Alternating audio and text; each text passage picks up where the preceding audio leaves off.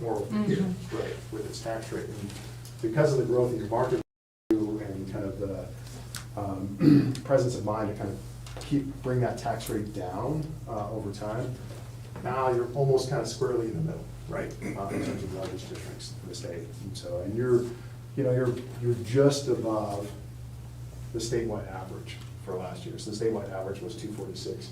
You guys are at 292. Some of that is driven by the same challenge that Valley View School District has, which is not a lot of commercial base, right? You are getting more commercial base, which is helping, but you're primarily still a kind of veteran community with a lot of residential properties, as we saw from the slide before, and who's kind of carrying the tax burden out here. That creates a challenge, especially if it brings a lot of kids, in terms of being able to keep tax rates down and also serve the community with the facilities. That's, it's helped that we haven't had to go for bonds for a while, and that's kind of, and again, with a strong growth, we've been able to bring that down some. So I've got a couple more slides I want to cover, and then I'm going to turn it over to Eric to kind of talk about some of the planning stuff. I wanted to talk a little bit about debt profile, because as we work through the capital plan and we've tried to manage taxes and bring tax rates down, one of the things we've always kind of had an eye on is, well, what are our opportunities to pay off debt with these funds? In particular, if we get, increase in market values and we have more dollars coming in bond levy money than we need for debt service, the only thing we can do with that is pay off debt, right? Either we can lower the bond levy or we can pay off debt. And if we lower the bond levy, that's a short-term decision, right? That you bring it down, you clear some of the money out, and then it has to go back up. And so the position of the district, at least in the past, has been, well, we want something that's a little bit more predictable than that. We'd rather kind of bring it down over time. And so we've been strategic with paying off debt early with bond defeasances. So, for instance, on the 2017 B bonds, the current final maturity is 9/15/2034. When we issued the debt, it was 36, right? So we've already pulled back 2 years on that bond and paid some other debt off. And if we go to the next slide, we'll talk about some of the savings. And so the way we've done that is through this concept of a bond defeasance. And so you say, well, what is that? The defeasance really just in our lingo and kind of our world is the district is taking cash, setting it aside in an account, in an escrow account, and something to kind of understand about bonds that's different than maybe you're used to with mortgages. If I have a mortgage, I can walk into a bank, say, hey, look, if my rate is lower, I can get a new loan. I can take that funds to the other bank and just pay off my loan right away. Old loan goes away, start paying on the new loan.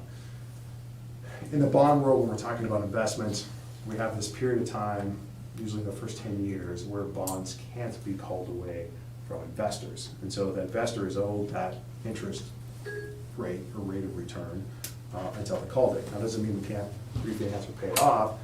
It just means those funds have to go aside in an escrow account first, be held in that escrow account. You can invest it, you can use the investment money to help pay the interest on the bonds that it's being called to that call date, and then the funds that are sitting in that escrow account can be used to then pay off the bonds from that. Now, if we do a defeasance, once that defeasance process is set up, we'll use a bond counsel and set it up.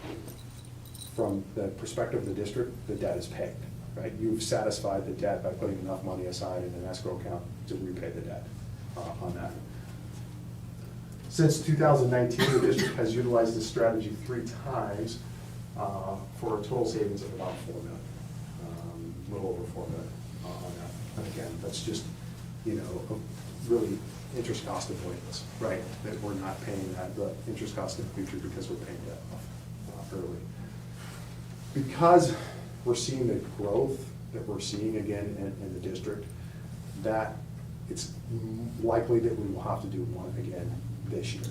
And so we're kind of bringing it up now to say, hey, look, this is something that we're going to evaluate with district administration and be back, I'm guessing probably in July, as we typically kind of come back to the board once you've kind of gone through the budget process and say, hey, look, this is this is how much money that's excess, right, that's not needed for current debt service that could be utilized to pay bonds off.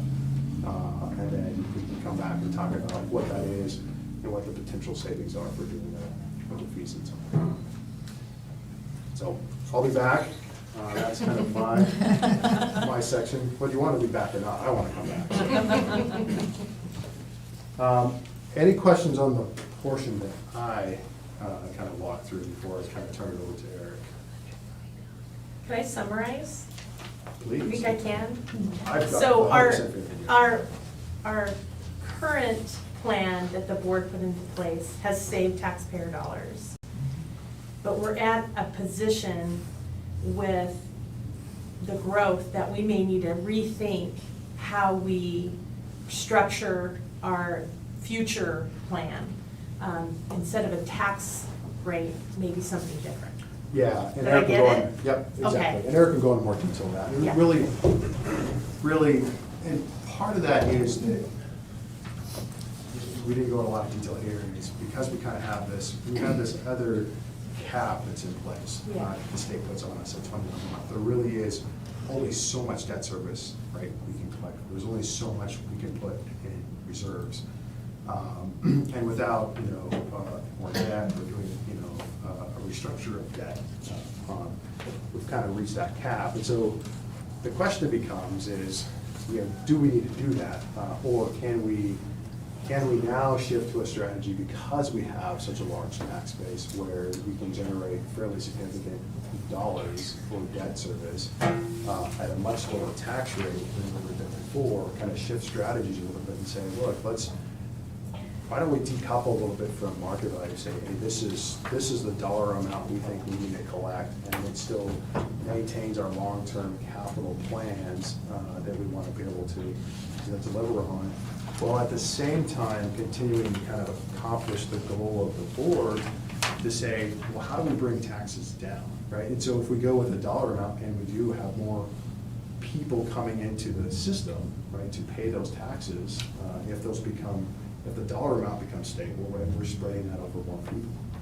The other thing that Eric will kind of go into a little more detail, there's still some opportunities to capture some growth when we look at new construction. And if we're only capturing new construction, right, again, we're capturing the value of new people paying into the system and being able to get some growth from that. And so maybe the number grows a little bit over time.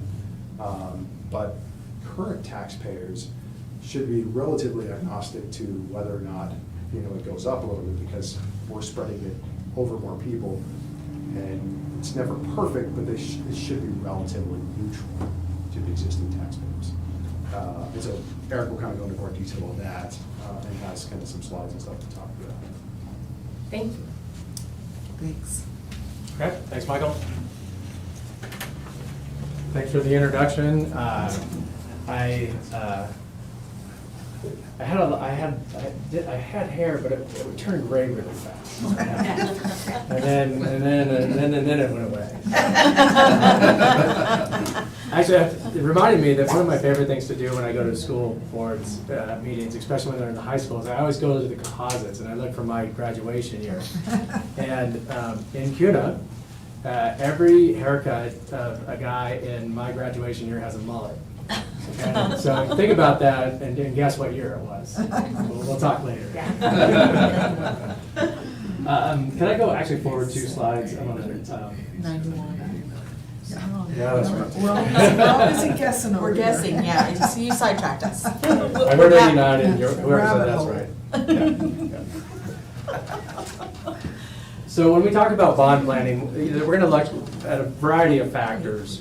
One of the key factors we look at is what's your existing debt look like? And Michael covered this with the individual bond issues and what they looked at. But what I'm looking at here is your current year levy is about $7.8 million for your bond.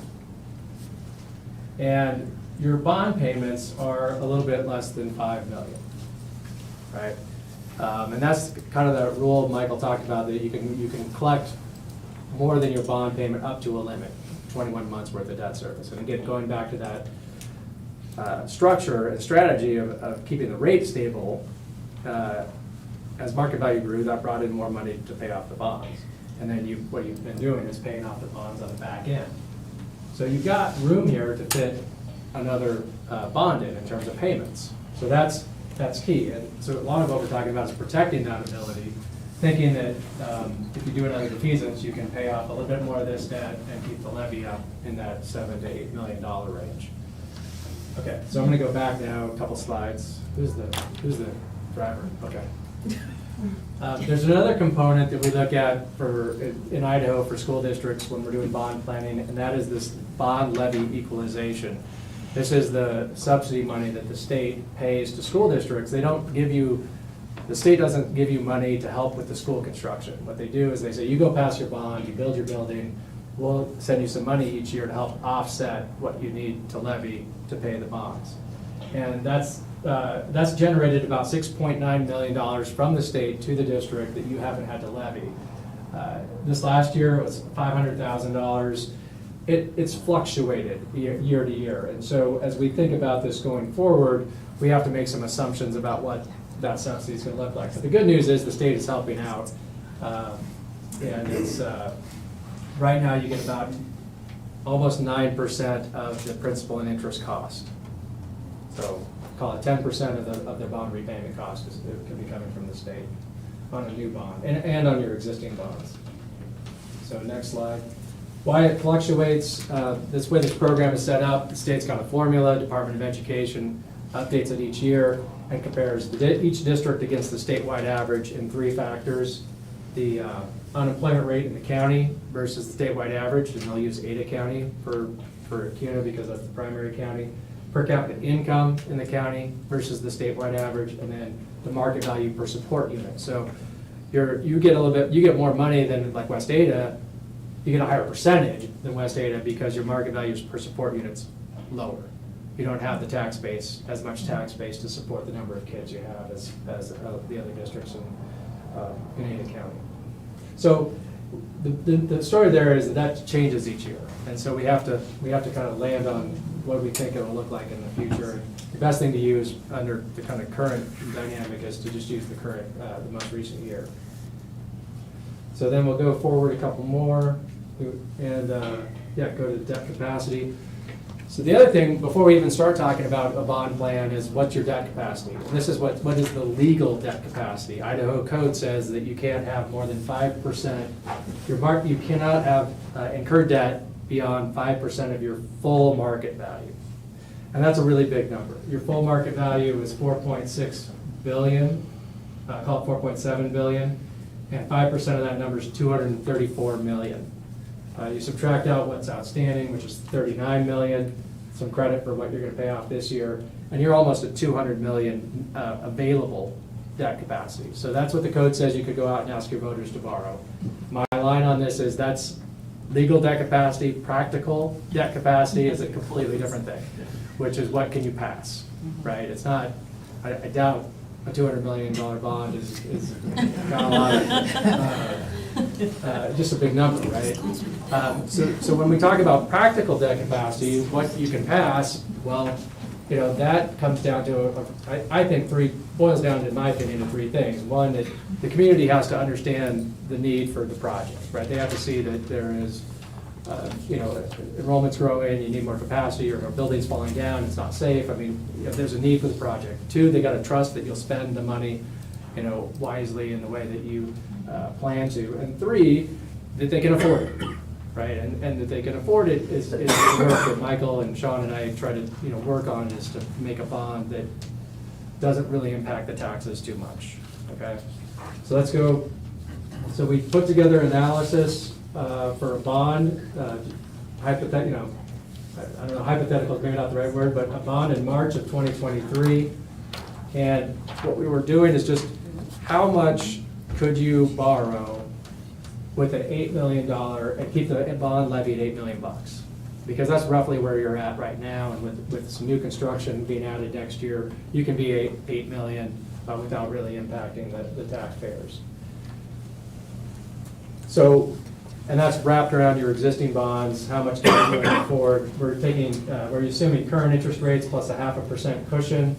You got really good bond ratings, including the bond guarantee program from the state.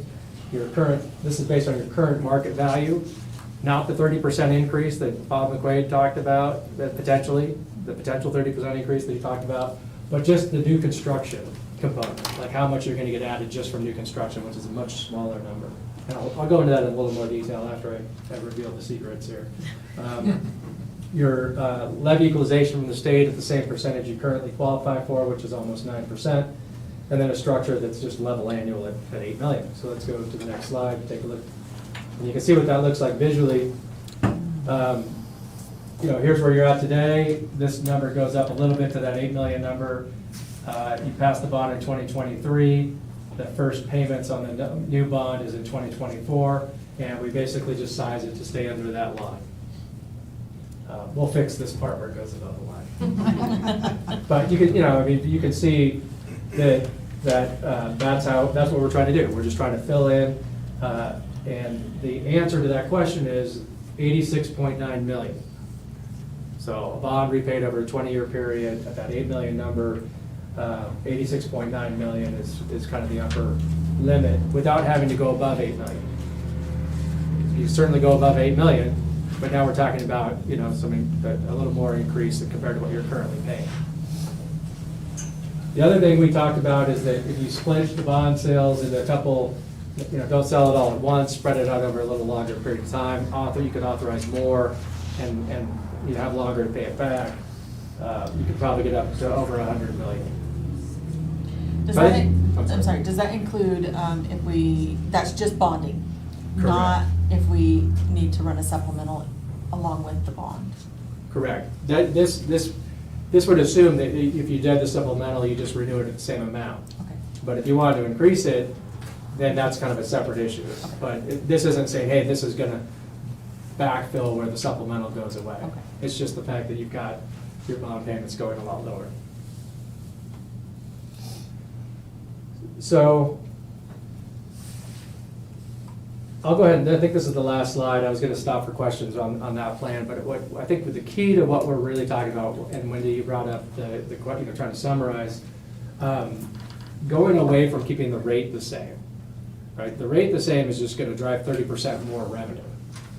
And that's great, but that increase in market value is not all from new construction. It's existing homeowners whose market value went up 30%. And if you keep the rate the same, their tax bill is gonna go up 30%, and it doesn't necessarily need to.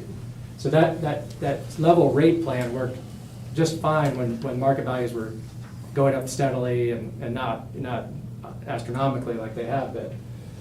So what we have been doing with a lot of districts is try to retool that concept and say, well, let's just try to capture the benefit of new construction. And Bob mentioned it, Bob McQuaid, the assessor, that the counties and cities, they increase their budgets based on 3% plus new construction. And that plus new construction is what we're talking about here. It means we can find out how much new construction was added to the tax rolls for new buildings, additions, improvements, and then take last year's tax rate, multiply it, and come up with a dollar amount. That's math that we can do. And we can get this new construction value about this time of year for that, that will be added. So this is just kind of a history, and you can see $212 million of new construction was added last year in the Kuna School District. If you multiply that by 2.92, which is your current tax rate, that's $620,000, right? So that's where we talk about, okay, that, if you bring that additional revenue in, that can help increase the amount of bonds you can pay for without really impacting your existing taxpayers. Because if you're just bringing in that new construction, on balance, the existing taxpayers' bill should be the same, and you're not increasing 3%, you're just increasing for new construction. On balance, people's tax bill should be, dollar amount, should remain relatively stable. So in this figure, you're not considering the homesteading credit that Bob was talking about? Right, this is just the new construction net of the homeowners, so it boils down to what actually gets added to the tax rolls. And that thing he was talking about, I wish I could ask a question of him, because they allowed that homeowners exemption to go to the end of the year, and you lose, let's say you lose $100,000 of levy. Well, how do you make it up? I mean, can we do a tort levy next year? And the answer is no. Right. But the answer I think he would have given you is that you also get occupancy roll money. So there's also market value that gets added after the tax rates are set. And that, it's called the sub-roll, because they don't know, people get taxed when they get a certificate of occupancy on their home in, November for a partial part of the year. And so that's additional money that kind of offsets, but it's not perfect. But I think, it's tricky, because when that stops, there's always gonna be an imbalance. Right. Anyway, we got off track, Thank you. sorry. No, I appreciate that. So what I did here is I just took the average of the last 10 years. $84.6 million of new construction is the average new construction that gets added. If you use that 2.92 tax rate, you're talking about adding about $250,000 a year to your bond fund, or to your bond levy. See, that's more like what it was in the past when we kept the rate the same, because the market values weren't going up dramatically. And so this idea of a shift in strategy is really the shift to, you're just capturing the new construction. What will happen is you'll still see your tax rates go down. You'll pick up a little bit more money to help with the bond, pay off the bonds, but your tax rates will continue to go down as long as there's increases in market value that are occurring. So until we hit a huge recession again someday, where market values go, it's hard to imagine them going in reverse like they did last time, but that would be when that would change. Okay, so that's I think is there one more slide there? Yeah. Thank you. And then, Michael, I don't know if you wanted to comment on any of that last piece. No, other than just to say that, we kind of broached this subject a little bit with the board in October, and we kind of brought it to you guys, say, hey, this is something that we should start talking about, because today it's kind of in the vein where we've been working with the district for a while to think of ways of, how do we balance, right? How do we balance a long-term plan that meets our capital needs for the community, but at the same time, we're kind of coming up with a system that is also not overburdening them, which is what we've been working on for some time now, going back to 2013, which is bringing the tax rates down. And so this is, it's essentially the same strategy, we're just coming at it a little different, right? As opposed to kind of doing that where we're bringing the tax rate down, but we're still targeting a tax rate.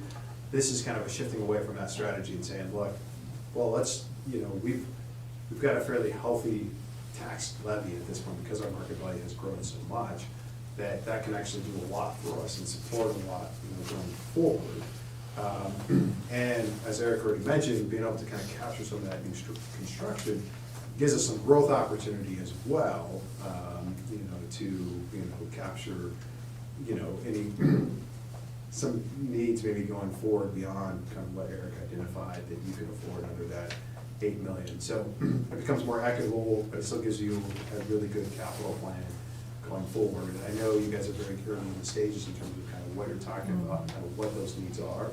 But in talking to the district administration, we wanted to be able to come to you guys and really say, hey, this is a plan we think that is still sustainable, provides, kind of hits all the goals of long-term planning and trying to keep taxes reasonable within the community, and provides some good flexibility relatively so going forward, be able to fit some new capital projects.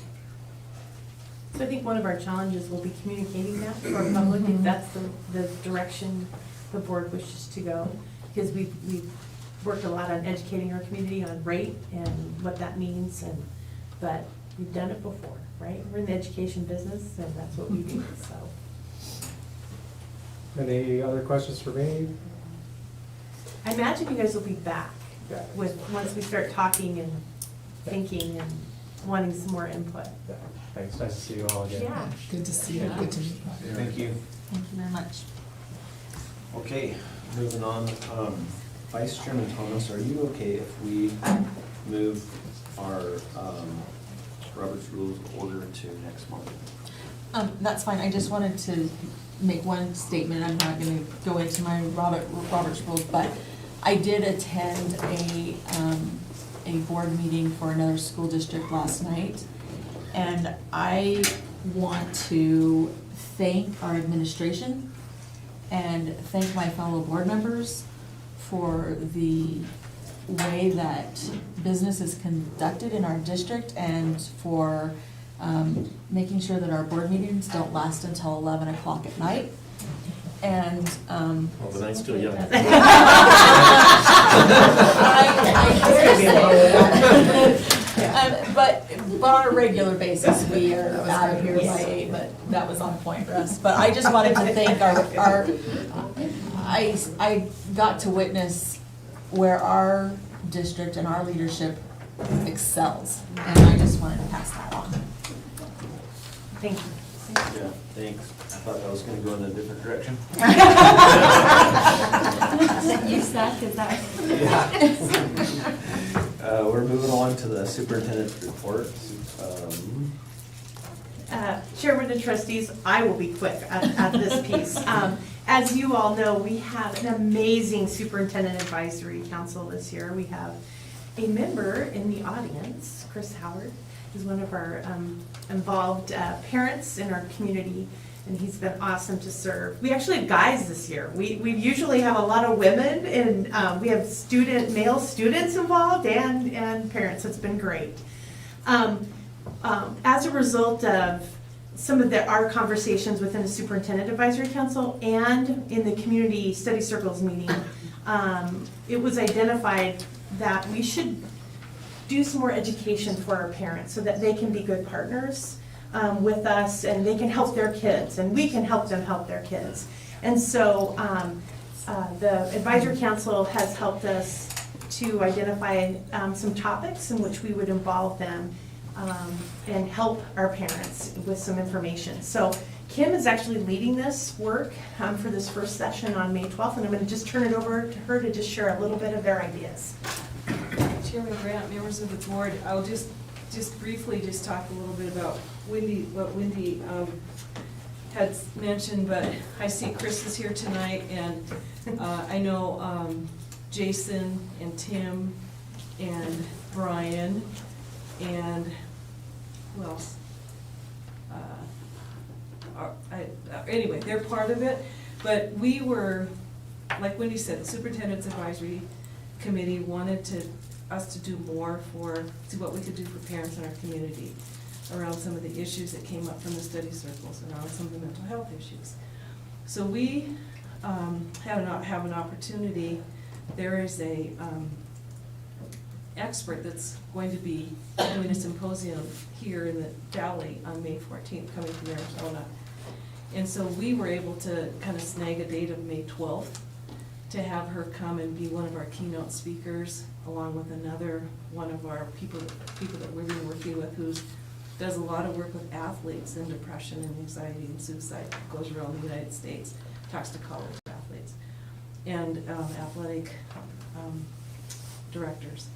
And so we started to kind of build this. We took it back to the Superintendent's Advisory Council, and they were just like, yes, we want this. And they gave us ideas of having a keynote, but they wanted some breakout sessions.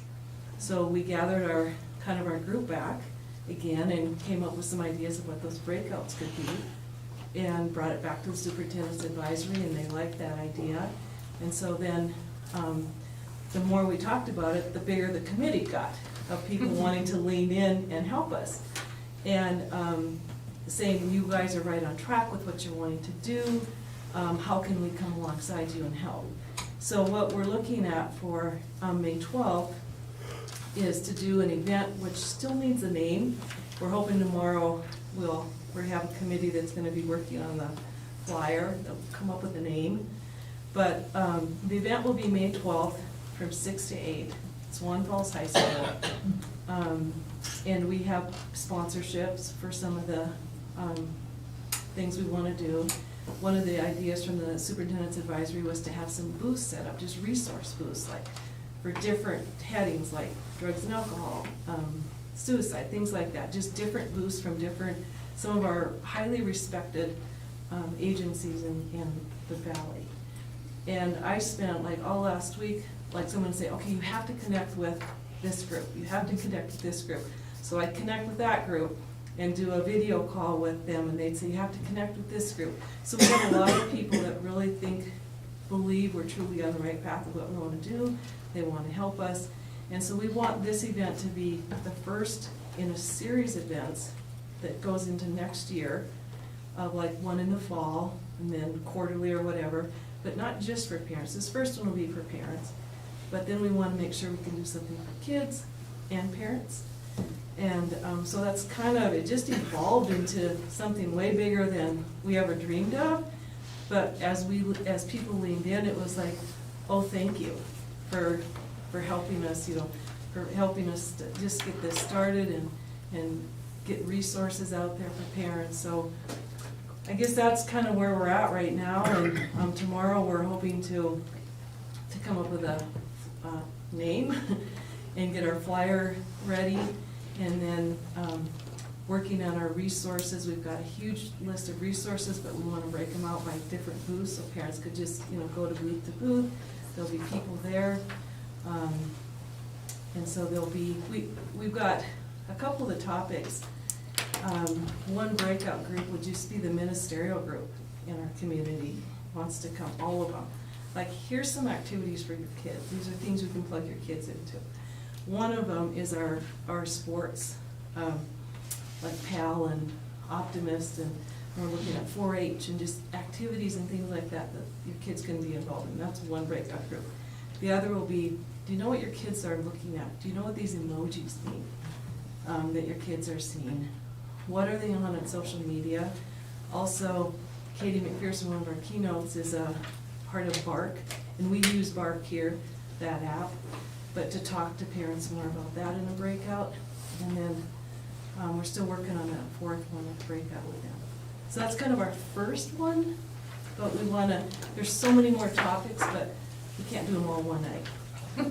So will parents get to attend more than one of the breakouts? They'll get to or hit all just one? four. Oh, good. They'll get to hit all four. Yeah. Because it's too hard to pick just one out of all. Exactly, that's where I was going with that. Yeah, so that's what we were working on. Thank you. Yeah. Okay, thanks. Moving on to the consent agenda items. Is there anything that needs to be taken out and discussed on the consent agenda? No, but I do have a comment on all of the personnel report. There are a lot of good teachers retiring, and I just want Yeah. to comment on that. It was, Yeah. speaking of Mike Weinfeld here, did Yeah. he just leave? Yeah, there he is. No, he's hiding. There he is. I just want to thank you for your service. We will definitely celebrate them. Okay, do we have a motion to approve the consent agenda? I'll make a motion, we approve the consent agenda as it is. Do you have a second? I'll second that. All in favor, Kirsty? Aye. Aye. Aye. Motion carries, thank you. And you said no delegations are signed up? That is correct. Okay. Unfinished business discussion, determine spring break for the 2022-23 school district calendar.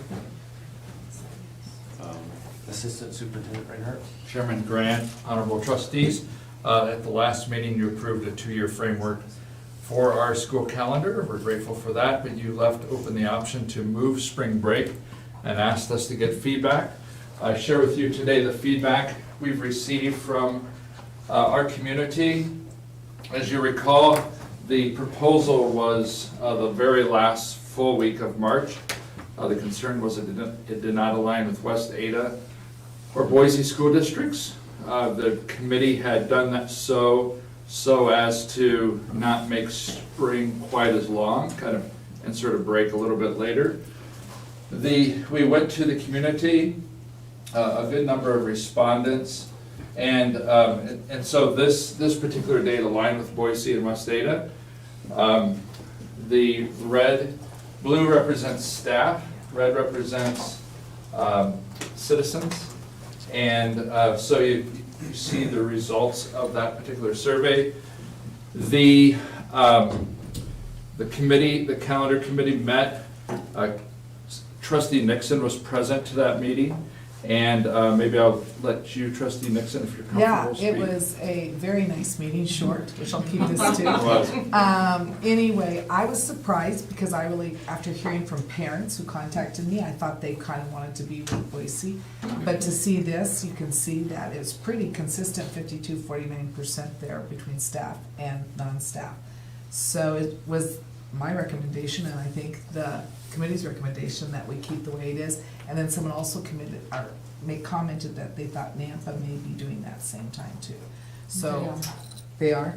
So, anyway, so I feel very good at allowing us to accept this calendar and as is and keep going.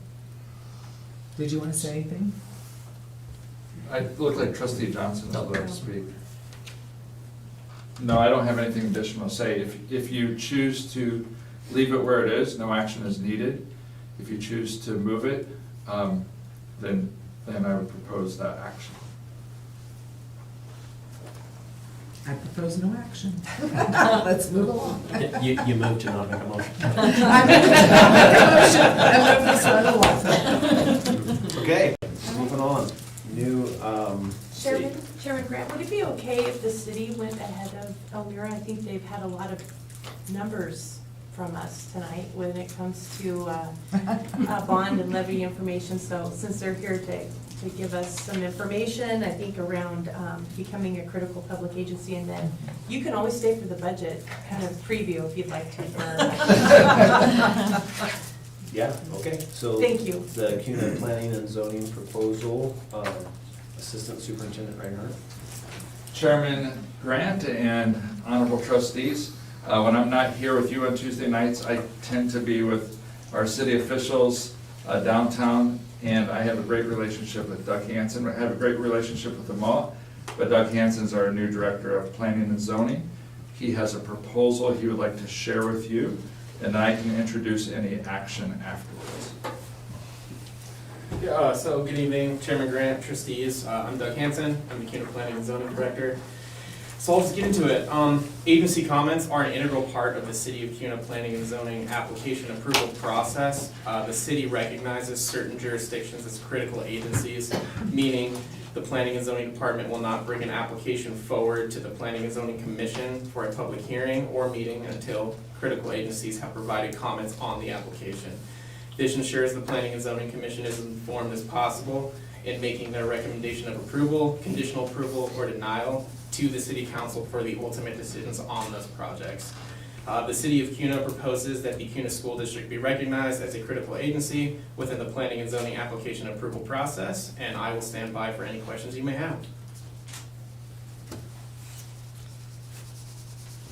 I don't have any questions, just a great comment. Thank you. I appreciate this. It will help us as we plan and bond, and you've heard all that, so. So does this mean that you will contact the school district when a planning or zoning issue comes up for any development? Yeah, so we already contact the school district through our agency transmittals before any development comes forward for a hearing. This just means we won't even bring the item before the Planning and Zoning Commission for a recommendation to the council until we get comments from the school district. And that's before annexation? Correct, yep.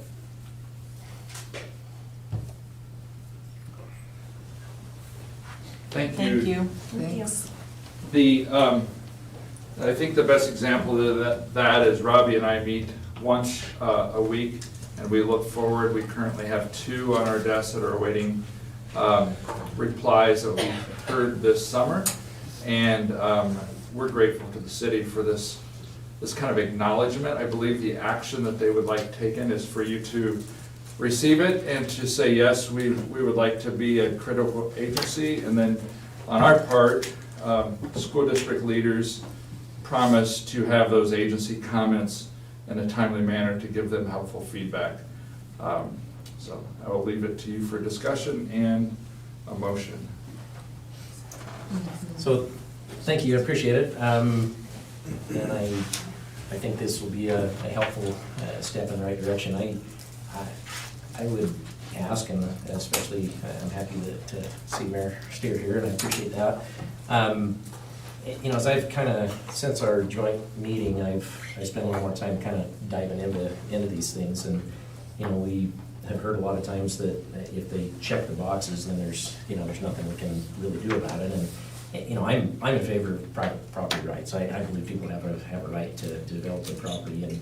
But, as I reviewed not only the current ordinance, but as I reviewed the state statutes dealing with this, I think there's some more room that we could kind of put some more teeth maybe in that ordinance and still comply with the Idaho state statutes.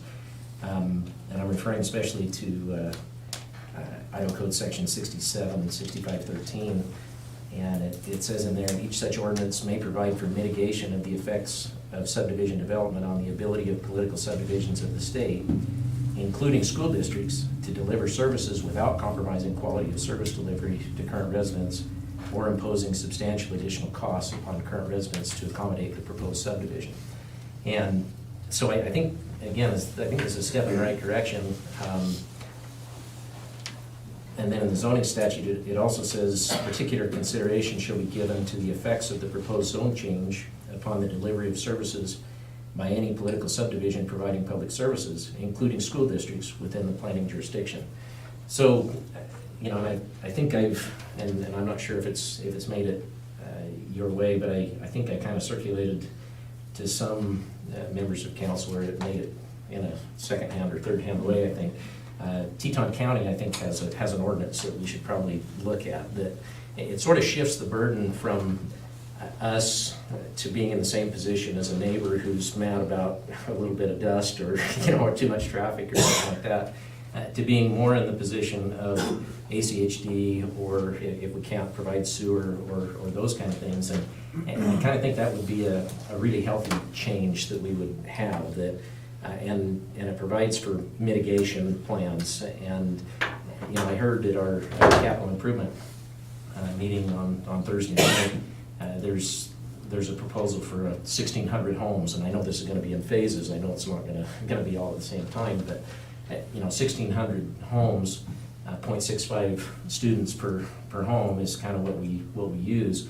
I mean, that's another 4A high school in our district, and they're going to pay some of their own way because they're going to get assessed taxes, and I understand that, but. And I'm not a city resident. I live out in Canyon County, and so I don't have any ability to directly affect this. But to the effect we can, we'd like to work on this, and maybe if there's ways that we can strengthen up that current ordinance, and kind of put the burden where I think it maybe should be, where the developer needs to show mitigation. They need to show that. Just as if we couldn't provide sewer to a development, then that's a valid reason to turn them down. That's a valid reason, and they have to do something to make that work. And if ACHD doesn't sign off on it, and there's not enough traffic, and I sort of think that the statutes provide that the school district can be in somewhat the same position, and so to the extent we can, I'd like to just work on that and see if there's ways we can maybe increase. I think the current ordinance provides for public services, but I think we could maybe strengthen that up a little bit and put a little more teeth to it. So, Mr. Chair? Yeah, Mike, yes. Yeah, and that's the purpose of becoming a critical commenting agency, is that, that is one of the things that we can go by, is just ability to serve. If we don't have enough lift stations to get sewer out of there, they gotta fix it. And so that just does, if you don't have the ability to serve, then that's a reason for denial. So. Thank you. Yeah. Mr. Chair, if I may add one thing. One important part about critical agency comments as well as, so for example, when we get comments from ACHD, they outline what their policies are, and they provide staff recommendations as to how the developer can meet those requirements. So it's very important in your comments when we receive those. Under LUPA, the Local Land Use Planning Act, we can't just deny an application without reasoning, and we need to be able to give those developers or property owners a very specific reason of denial, and then a pathway they can come back to get approved. So that's another very important factor. And I hope my comments aren't indicating that I believe we can stop all development, because that's not what I'm saying at all. I understand people have private property rights and they have the ability to develop their property, and I believe in that. But that's a fundamental belief that I have. But I do think when it talks about mitigation, when it talks about some planning, some things that we can do, I think there's ways forward where we can make that a little more direct and a little more clear, and hopefully we can work. And sometimes we've been, I think on our board, sometimes we've been happy to take a 10-acre piece or half of a 10-acre piece and pay it, and I don't think that reflects the true mitigation that maybe needs to happen there. And so on our side, I think that's a good comment. We need to be direct, and we need to have a formula or have a plan as far as what we need to do. But I think maybe on our side, I'm gonna ask that we be a little more aggressive as far as the real impacts of what's needed. This 1,600 home development, I mean, it may be too far down the road now, but maybe they should provide a school, not just a 10-acre piece, but they need to provide a school, or at least the equivalent of a school. And so I think that would be something that maybe would be okay under the statutes and the ordinance, if we could make the record, and if we could show why we have that, and give you the tools that you need to be able to do that. So.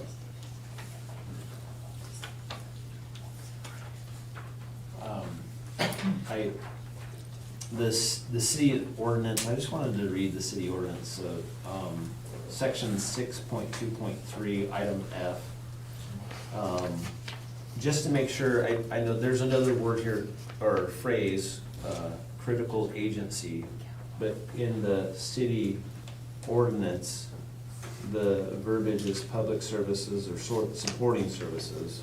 And I'm assuming that a critical agency would be the same thing as public services or supporting services, correct? Okay.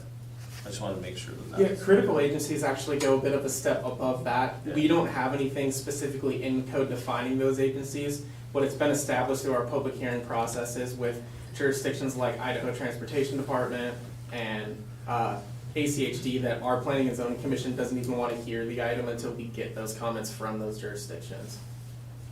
Okay. I guess I don't need to read all that, but yeah, that was the verbiage in there for the city code, public services and supporting services, so. Okay, thank you. Anything else? Any other discussion? We just need to make a motion, I think, and Okay. We have a motion. yeah, I would move that we accept the proposal to become a critical public agency as outlined in the letter from the city of Kuna. Do we have I'll second a it. second? All in favor, Kirsty? Aye. Russ? Aye. Aye. Aye. Motion carries. Thank you. Appreciate it. Thank you. Thanks, guys. So we need to make sure the verbiage is very strong. As to the right. You guys aren't gonna stay for a budget?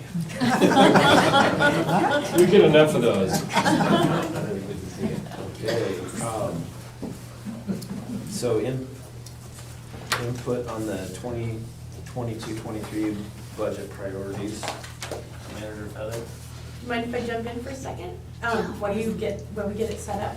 This is the first year in 2 years that we are kind of in a normal budget cycle where we come to you with like preliminary numbers. We didn't have to wait till May, try to piece it all together, so it feels good. That's all I want to say, is to be able to share that with you now. First blush. Chairman Grant, trustees, I would like to talk about some budget updates. And it is 8:10 p.m., so I'm gonna try to keep it within 20 minutes, the slides themselves, and maybe leave extra minutes for questions. So if I'm past 8:40 p.m., please let me know, and I'll try to speed up. So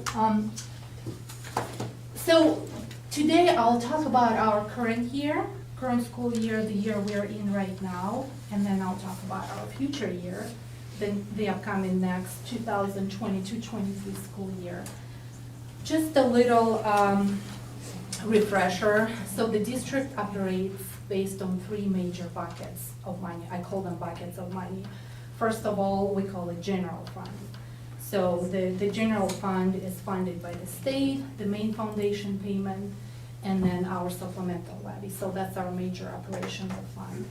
And then we have our federal funds. So each federal fund is most likely restricted, and each program has its own purpose. And then we have our construction fund, like bond fund, the funds that we're using for construction. So today I'm only going to talk about our general fund, and then I'll partially talk about our federal funds, mostly about ESSER. And when I say ESSER, I mean Emergency Relief Fund that we received 2 years ago. So it has the abbreviation. It's Elementary and Secondary School Emergency Relief Fund. So every time when I say ESSER, that's what I mean. So let's talk about our current school year. So the current school year brings good news. The good news for me, and this is my joke, I was able to fit all the changes within one slide. So that's good news. Remember last year we had like 50 slides to go through all the changes? So the first good news, the actual revenue is actually going to be more than we budgeted. I was very conservative last year. Did not believe until the very last moment that the funding is going to be based on enrollment. So we budgeted our revenue based on attendance, and we're actually going to be funded based on enrollment. It's already signed into the law. Has that been approved by the State Department of Education? For the current year, Oh, yes. for the current year, Yes. next year, I thought you meant, Yes, okay. there would be a little surprise for that coming school year. So that's why I was like, current year brings good news, but thank you, Trustee Thomas. And then another good news, that discretionary funds are not going to be reduced. And here I'm also gonna talk about ESSER funds, that's the Federal Emergency Relief Fund. Just going back a little bit, we like 2 years ago, well, 1 year ago, we received $9 million. And we decided to split it just because this grant is only gonna last 3 years. We thought it would be reasonable to split this amount over the course of 3 years, 3 million, 3 million, 3 million, and just go as we go. And last year, we asked for a little bit more. We were not sure what we're doing with general fund, how we're gonna be funded, so we asked for a little bit more, $3.9 million in budget. But based on my estimations, we would not need to use all of it. Based on my estimations, we would only spend $3 million this year, so there's $800,000 in savings. The main reason is the technology grant, because we received additional technology grants, so we did not have to use our ESSER funds for technology grants. Then we received health and welfare grant, we received the summer school grant from the governor, miscellaneous grants for homeless education, all of these amounts, like, and any extra dollar that we apply and receive is the dollar less that we have to use in ESSER funds. So that's where the savings came from. So, and another good news is over here, there will be additional distribution from the state and federal funds. You probably heard it, $1,000 bonus, a one-time payment. And the intent of the bill is that all employees, certified, classified, admin, should receive $1,000, or it should be prorated whether they're full-time or part-time. So, and the intent from the state is to fund based on our actual FTEs, but unfortunately with that short time frame that they had, based on the Idaho code language, as hard as they tried, whatever, they will still give us less to what we need. So the difference is gonna be around $130,000, and the plan is that it will be supplemented by ESSER funds, and that amount of savings already considered that extra expense. So that's good news. That was my question, because I thought if we don't use it, we lose it. The ESSER The ESSER? funds. The ESSer funds. And we had a savings, so we're moving it down there, is that what you're telling me? So without this, the savings would have been $930,000. So Okay. we already considered that. So if we have 800,000 left over, Mm-hmm. do we have to have that spent by a certain Oh, amount? oh, thank you for time? clarifying. No, the funds are available until 2024-25 So we do need to school year. spend that by 2024 on Mhm, something? mhm, Okay, that's what I mhm. wanted to know. Thank Thank you. you. Yes, and of course, that's me trying to remember that there are still some buckets from the 5% holdback that are not restored, and this is for me to remember, so when we have conversations with the state 3 years from now, we will remind that there's still some items that have to be restored, because eventually federal funds go away and we need to restore these items. So unless you have any questions, I'm ready to talk about the upcoming school year. I would just add one thing to the savings. We had, Kim, for example, Assistant Superintendent Beckedall, Mark Thayer, who is our technology director, we had people go above and beyond, like they applied for every single grant that came across our desk to get more funds to our kids and to our staff.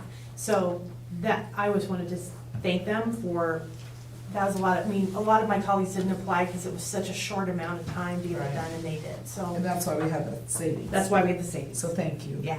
And now we can put it somewhere Yeah, we can do something else with it. that we need to. Yeah, So does the do not restore mean it needs to be restored eventually? yeah, Yes. Right? yeah. So, Right, Senator Lakey? No pressure. Yes, thank you for this question. And I will keep I wrote it it. down. I saw it for the next 5 years. I'm gonna remember that So- too. So we need to find funds to restore the programs? So fortunately, for the next 3 years, we have our ESSER funds, and one of the allowable use of funds is technology and curriculum and PD, and I can only speculate, but I assume that's the reason these funds are not restored, because the state assumes that we can always use our ESSER funds. But I am worried about what happens with, when ESSER funds go away, which is 2 years from now, and I would like to see these funds to be restored eventually, yes. Yeah, yeah, we'll make sure that we have that. Yeah, we budgeted, will but make we're sure we have backfilling it. with that certain Mhm. question. The special budget. This is very confusing. I There's all know. these funds, yeah. So currently, we're using our ESSER funds to fill in Yeah. this bucket. Yeah, Mm-hmm. So in like 3 years, we need to have funds to keep. yeah, the state hopefully will restore that. Just one. Good question.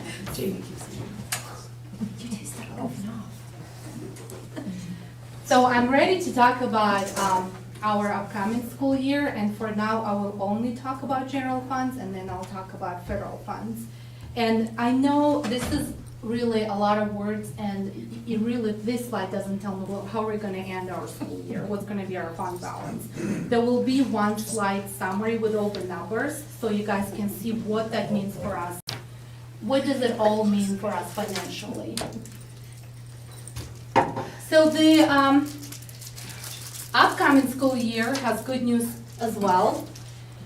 So the good news that we are here in April, and everything has been, all the appropriations have been approved and signed into the law, except for one.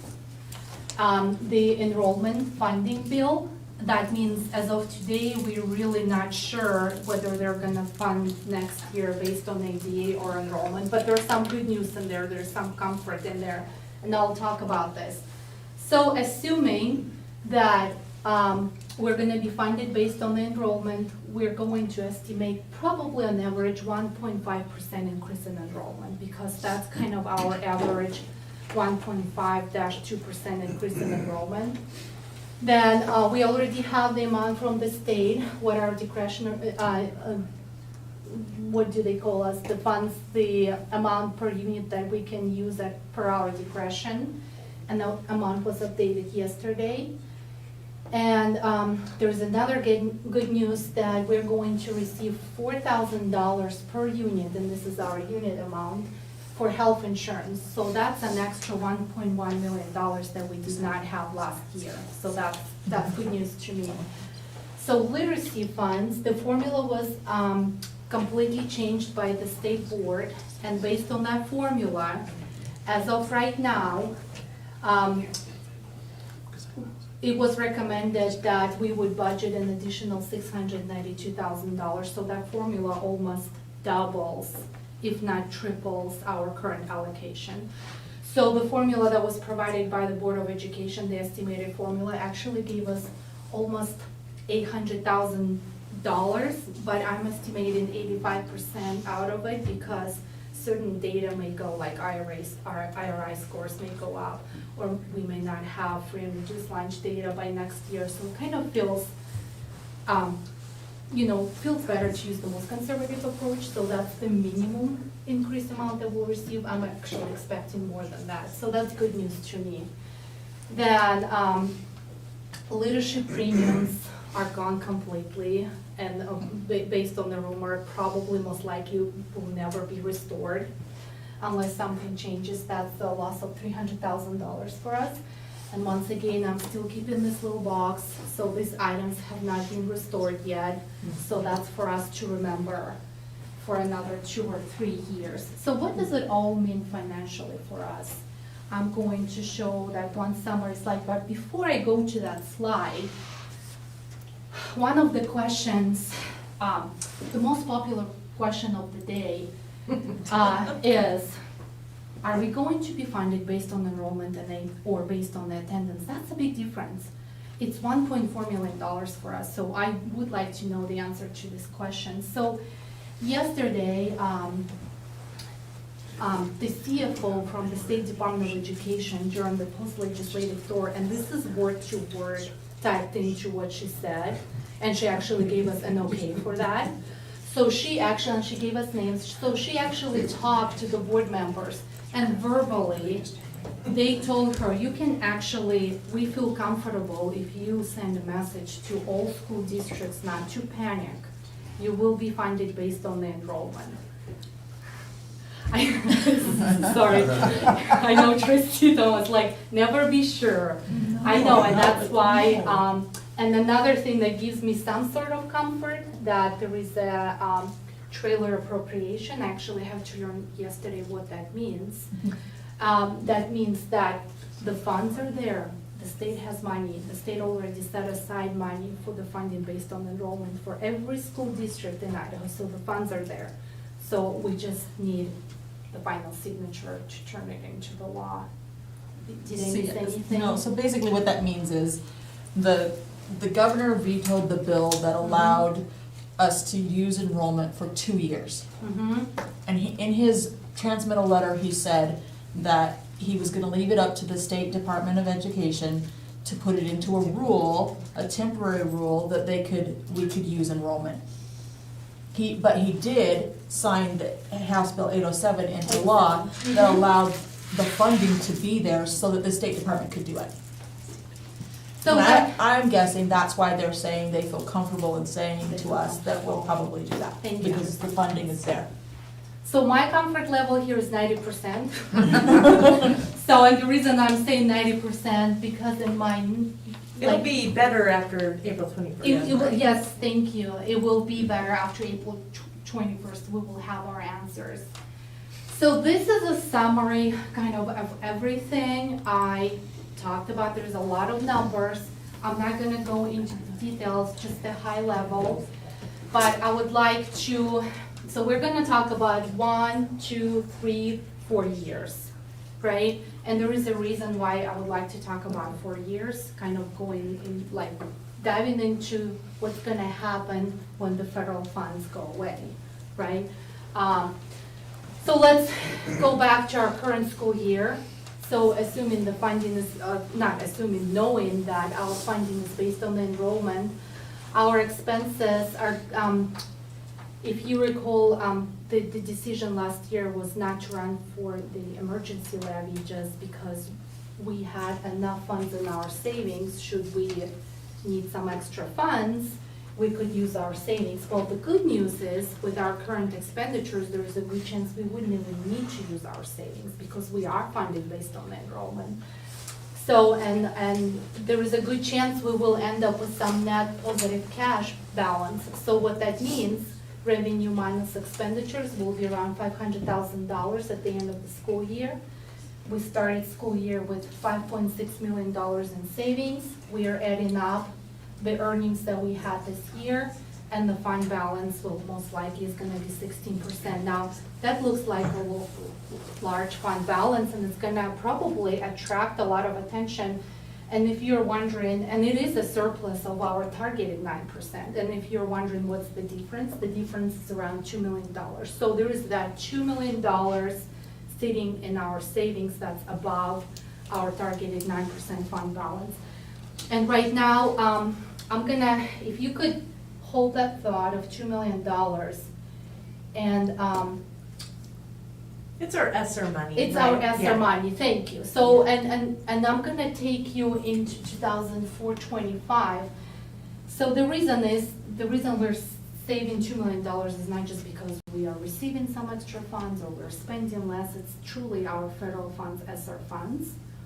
So what we're doing, we're using our ESSER funds for something we would have used our general funds. And why would we use our general funds if we could use federal funds? Because general funds last forever and federal funds expire. In old school, that would be called supplanting, and usually federal funds wouldn't allow supplanting, but these particular funds do allow supplanting. So we are partially supplanting because it is allowed, and that serves the purpose of the grant, and that allows us to save extra $2 million across all these years. And if you go, Superintendent Johnson calls it a funding cliff year. So if you look at the chart, eventually in 2024-25, the $2 million will help us with a smooth transition. So the financial course will take care of itself. So, and we will go back to our 9% fund balance. So, and the message here is, when we get a lot of attention and questions, it's really not truly extra $2 million that's sitting here that we can use for immediate expenses. That's the savings that we're holding out to buy ourselves another year when the federal funds go away. So in 2025-26, we can go back to where we were in 2019, like pre-pandemic times, if you will. Will you remind me what percentage Moody's wants us to have to keep our credit rating? 9%. I think it's, yeah, thank We you. were I had working to really think hard about towards this. that for 5 Mhm. years to get Yes. there, from 4 to 9. Yeah, Thank we you. don't I always had to hear about think that about in this. Idaho Ed News. We usually hear, look at their fund balances, and without the explanation of, if we don't keep a certain amount in emergency, we get dinged on our credit rating. Yeah. right? Our funding rating. And this is, Trustee Bruce, when you had questions about the technology and curriculum. Yeah. And you mentioned, well, right now we're using our ESSER funds, what's gonna happen 3 years from now? I assume that this is the year when ESSER funds go away, and I already moved them because somebody's gotta pay for this, so we will move them back to the general fund. And this is where our expenses will increase our revenue, and this is where we will need this savings, so we can have this smooth transition. Well, I think it's important to know that this is a savings. It's not like we just have extra money hanging Yeah. out. And I think it's important that people know Temporary that, and I holding. like what you said, Superintendent Johnson, it is a cliff. That once we go there, we may not have any money, and we need to have that to keep the programs for our kids. Yeah. So, But we also. Go ahead. No, please. But we also didn't just spend it all last year. You know, Right. We No. decided to spread it out Yeah. and make sure that we could have a little bit more gradual transition at least, so that, Absolutely. because we could have just appropriated it all and spent it all Yeah. last year, and we didn't do It was a that. conservative approach, and, Yeah. you know, because we didn't know, and we still don't know We what still future don't know. holds, right? And I like the fact that you're conservative, so thank you. Yeah. One other thing I would just add is, during the recession, when we were like inclined to keep, you know, kind of things whole as much as possible, that was one of the lessons that we learned, was to always have at least 3 to 5 years projection in front of the board, in front of all of us as we're making decisions. So we kind of used the same logic, but I've never experienced this before as an educator for almost 30 years in Idaho. But we still applied that logic, like, we know it's coming, so how do we make sure we prepare carefully so that the rug doesn't get jerked from out of all of our plans, so. And Elmira's been amazing at trying to make those predictions and working with us on that, so. Thank you. Sorry to interrupt you. No.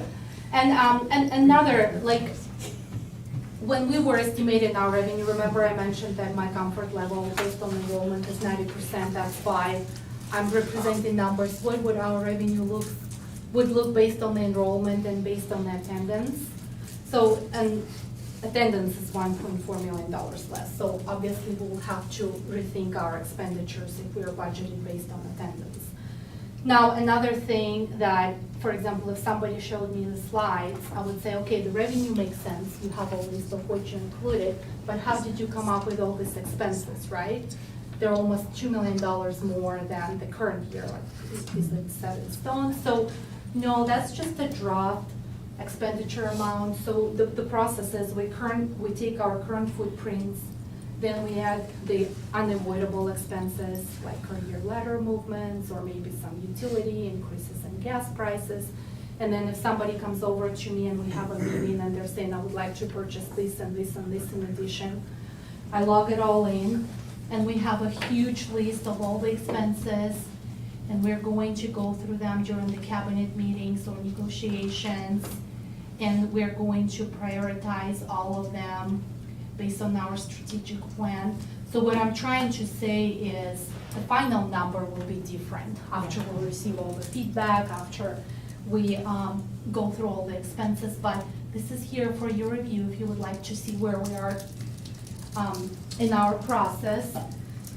So whether we're going to be budgeted based on the enrollment or ADA, the difference is not significant enough percentage-wise, but something for us to be aware of and maybe reduce our expenditures if things are not clear by April 21st. And so unless you have some questions, I am ready to talk about our federal funds. Well, one thing I would particular just ESSER insert funds. is, as we think about putting those expenses together, obviously you're gonna see all of those, major changes from the prior year. If there are things that you wanna see as a board, please let us know and we can make sure we can include that in our modeling for our next meeting when we get in a little more in the weeds. You feel like you're probably in the weeds right now. It's gonna be easier after that. So now I would like to talk about federal funds. So I tried to put, there is a lot of information and I tried to put it, just squeeze it all within one slide. So visually it's 3 years, 1, 2, 3. That's our current year, upcoming year, and the year after. And it's only federal funds. So the current year, this is the $800,000 I was talking about. That's our savings. That's what are we gonna do with this? If it's green, it means there could be new decisions, new expenses, something, new ideas. Then we're talking about our upcoming school year. So if we are gonna budget the equivalent amount and split it over the 2 years, it's gonna be $3 million a year, right, for this year and next year. And I'm thinking that $2 million out of it most likely will be obligated. When I say obligated, I mean we already have an ongoing payroll expenditures. We already have some technology ongoing expenditures, for example, interventions or health aides. So it's obligated. That means these expenses most likely will happen unless we change something.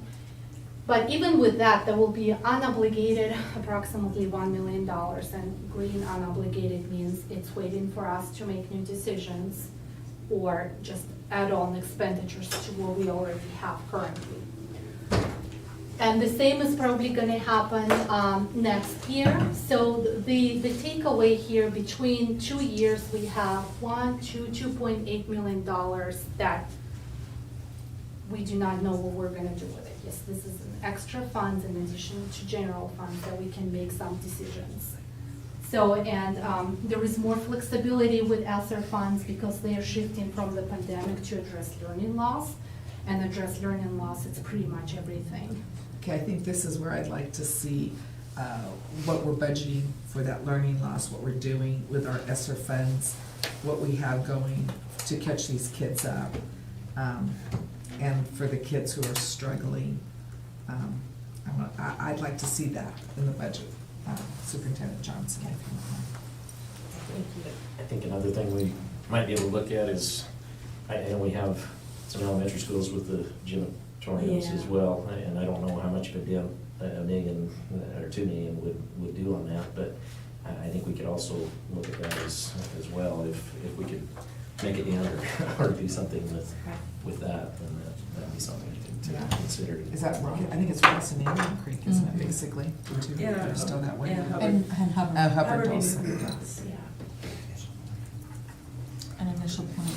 And it may not pay Initial for all of point, it, too. if we could see what Wow, portion. how it far may- could that it 2 might million go. go? Maybe we could do one of them Maybe and not have to one bond less. for it, Yeah. and maybe that helps, to do You that. bet, so. you bet. So learning loss plan, what is it gonna be? Yeah, I'd like to see where the money's going on Okay. that. And I do agree with trustee Johnson there, I'd like to see if we have anything to Yep. take a look at, that we could also provide better schooling. Better Could I- lunchrooms. Can I also find out what we're gonna do with our extra literacy funding? Because I know we already use what we Yeah. already get for kindergarten. Yeah, So where are we gonna try to throw that money in? perfect. Boy, we really tasked you, didn't we? No, this is what we These are want, good this is what we questions. wanna talk Can about. Can I ask one more thing? So on the Title I and two, is that because our numbers are better? We don't have as many students who are qualifying for those, or what's the reason Do you for wanna our explain it? census? Yes, trustee Johnson, we did have to do an extended research because we were shocked. So, title allocations are based on census, which is not even free and reduced lunch data, it's food stamps and tangible assistance program. So if a family didn't ask for food stamps, then the family will not exist in the census data. So, the summary is maybe we have more families that are economically disadvantaged, but not all of them applied for financial assistance. And that's why in the eyes of census, we look like a wealthy district, and it doesn't feel like it. And they reduced our allocation by $200,000. And hopefully, so we're thinking maybe it's just because of all this temporary assistance, you know, maybe people didn't feel like they needed to apply because there was some supplemental income coming in, so we were hoping maybe it will adjust itself next year. Okay. But I'm kind of thinking census is 2 years behind, so what's happening right now is not gonna be reflected for another 2 years. So I'm thinking if it's 2 years behind, most likely next year it's gonna look exactly the same. And the good news, one of the allowable use of ESSER funds is to help other federal programs. And here, it's people, you know, we don't use federal funds for supplies or anything, it's all FTEs. So we're thinking that we will use ESSER funds. And in that unobligated $1 million, we already considered that in that $2 million. So that's not gonna affect that $2.8 million, because we had conversations way earlier, back in February, about federal funds. One other thing that Elmira mentioned to me about, because I was also like, we'd heard it was gonna be different, but that is a pretty significant difference. You know, usually we see a gradual change to federal dollars, but what used to be, you know, the schedules that they used to qualify, that people would use to qualify for assistance, hasn't changed. And think about what employers are having to pay to keep people employed. And so, I think you used the example of a family of four, a $12 an hour job, they might qualify, but now, no, you know, entry level is 15 usually, except for not in our school district, but, you know, in the marketplace in general. So just with that, they wouldn't qualify. Yeah, yeah. So, you. did I explain that correctly? Yes, Okay. yes. Thank you. So hopefully that gets changed too. Because a family making that little, a family of four, can't even pay rent with the cost of rent, you know, right now. So another thing that's worth to mention, and that's 8:40, and I only have 2 slides left, so I'll summarize it really quick.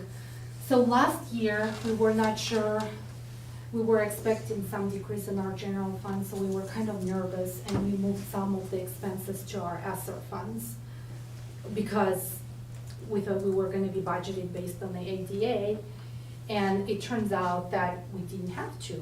But I'm glad we did, because that's our savings. So we're gonna try to create this year budget, because this is a really good year for some of those expenses, I call it, to come back home to the general fund. So we can start our transition like 2 years ahead of time, instead of having this fund, like rapid transition, in 2024-25. For example, health benefits, the general fund can handle the increases in the insurance. Or, for example, some sports, athletics, or some overages for sped, there will be no overages anymore. Or something that's not covered by supplemental levy. We believe that there is enough space in general fund to manage those regular operational expenditures. So the more we shift right now, the less shock we'll have 2 years from now. So we're gonna try to create the budget by trying to shift as many operational expenditures as we can. So when we have our federal funds, we budget maybe some kind of one-time expenditure, so we know when the federal funds go away, we don't have to worry about those expenditures. So that's the plan, to be aware. And this is the list of our next steps. So right now, we're gonna go, between now and May, we're gonna go through the list of all expenditures. We're going to prioritize them based on the strategic plan, through the cabinet meetings, negotiations. If you have some ideas, please let us know, maybe surveys, maybe some other feedback from the community. On May 10th, I'm going to present a practice presentation with semi-solid numbers, and that presentation will actually have a detailed list of all expenditures that we will attach ahead of time, so you can go through all of them. And then between May and June, we will have time to address all your questions, concerns, suggestions. Maybe you'd like to see some changes.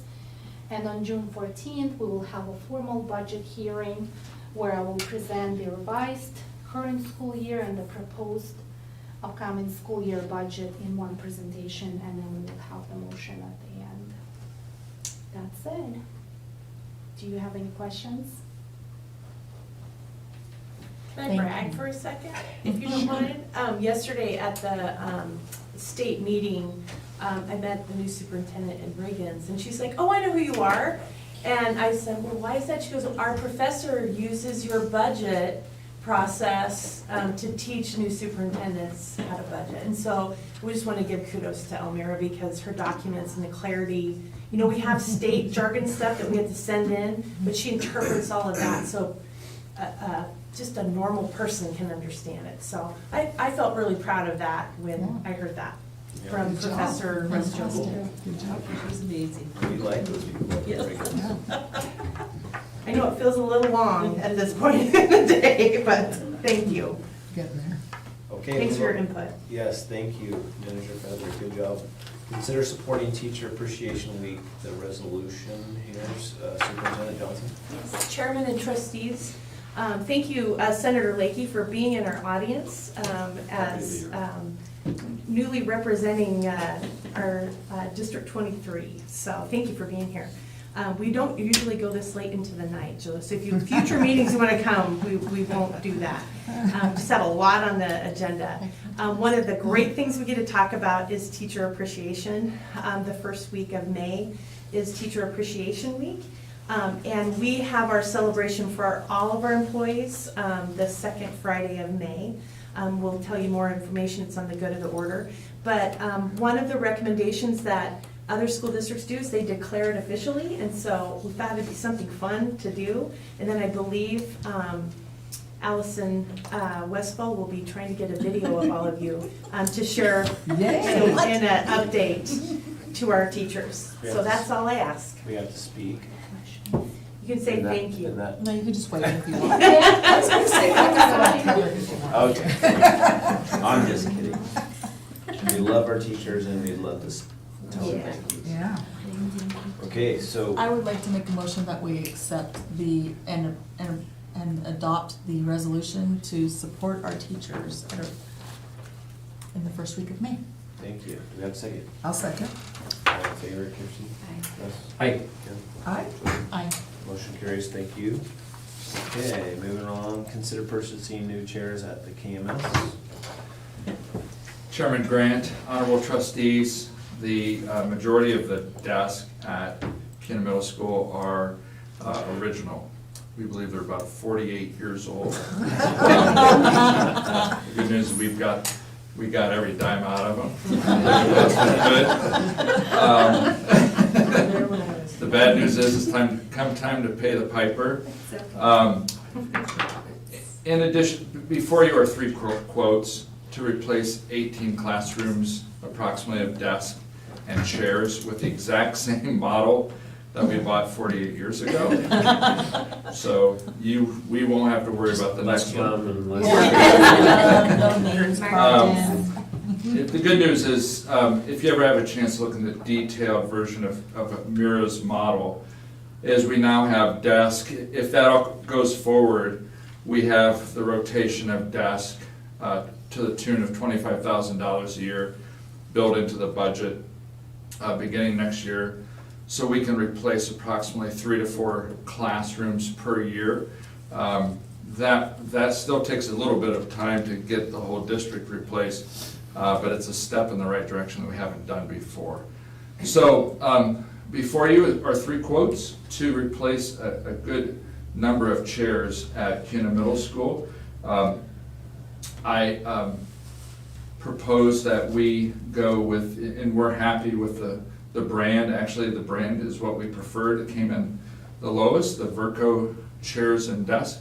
And so is my recommendation that we purchase with bond money. So this is bond savings. We had approximately $2 million in bond savings we've been chipping away at, that we purchased those desks with that money. I stand for any questions. And those chairs it's interesting that those bids are so far apart, and that you're saying that the quality between the chairs of those different bids are gonna be the same? Correct.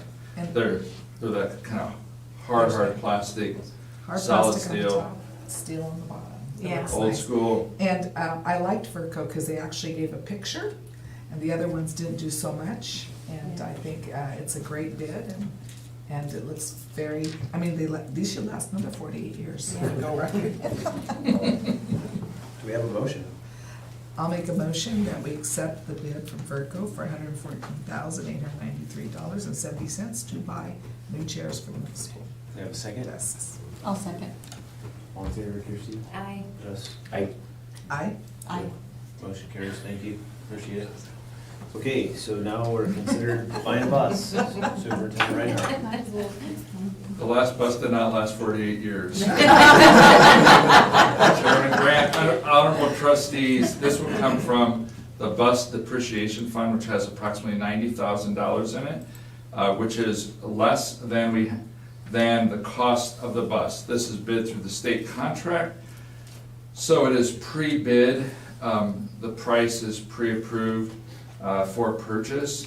The price of buses is going up. The good news is that our next depreciation cycle will have $125,000 in it. We really need to stay on target with 2 to 3. If we could get to 3 buses a year, it'd be wonderful. But we believe we can purchase another one in July with the remaining depreciation money. This keeps us in the cycle of being able to buying 2 buses yields 2 new buses every year. If we can ever get to 3, we do have a developer that's promised 1 when they start building homes. So that would help us get to the 3. So it would be my recommendation that we purchase a Bluebird bus, which has served us well, for $113,982. Will they pay for gas also? With Can we fit gas in there somehow? with the extended warranty of $3,350. Okay, do we have a motion? I'll make a motion that we buy a Bluebird bus at $113,982. Do we have a second? Nope, that's the extended warranty. Plus the for extended $3,500. warranty for $3,350. Do we have a Yeah. second? I'll second that. All in favor? Aye. Aye. Aye. Aye. Motion carries, thank you. Superintendent Reinhardt, would you like to talk to us about the ZTR mower?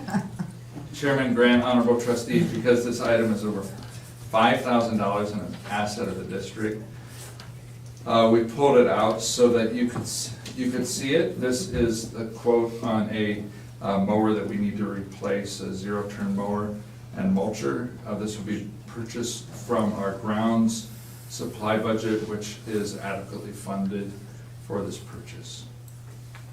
Okay, I stand for any questions. do we have a motion?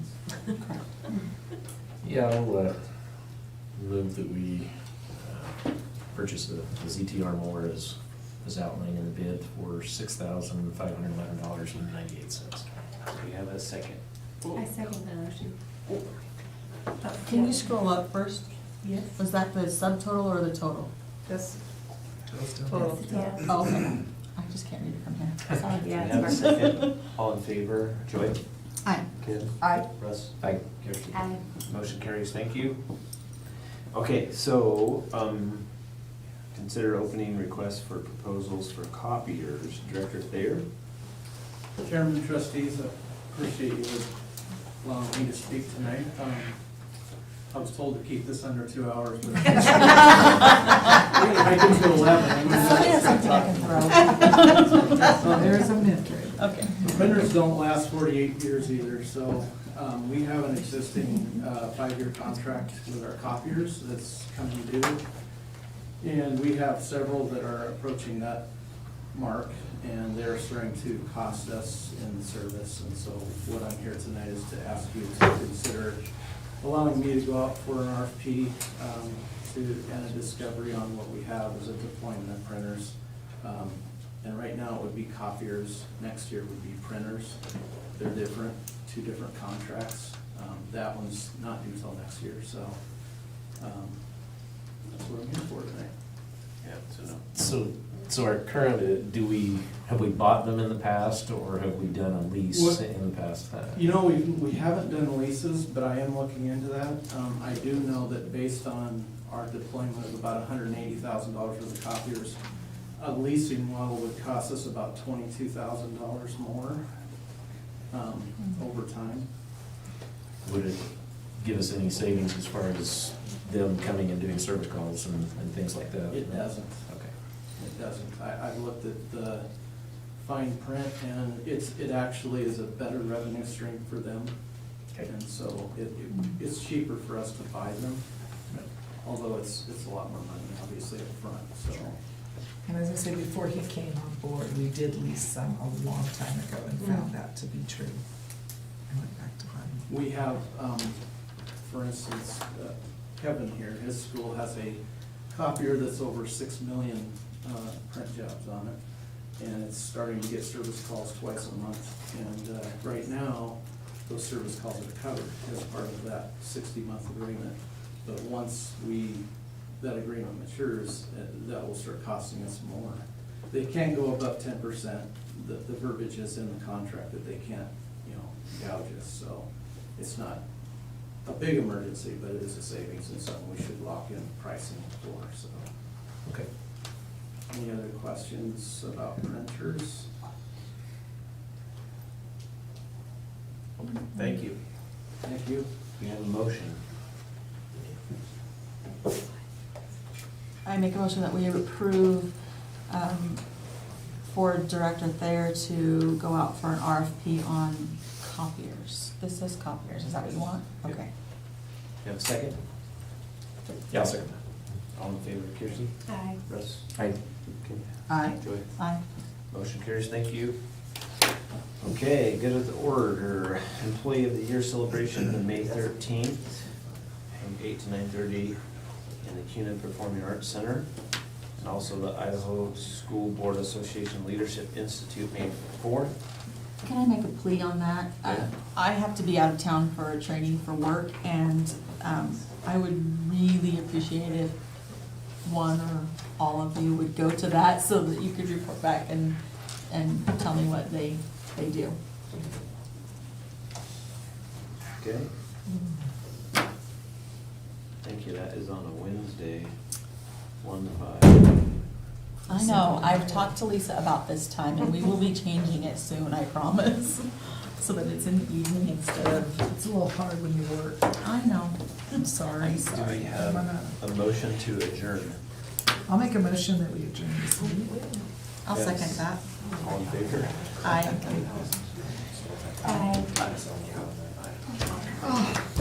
Senator Lakey, thank you again. Yes. Sorry I didn't acknowledge you at the beginning of the meeting. I appreciate it. I'm here to listen. Appreciate you being here.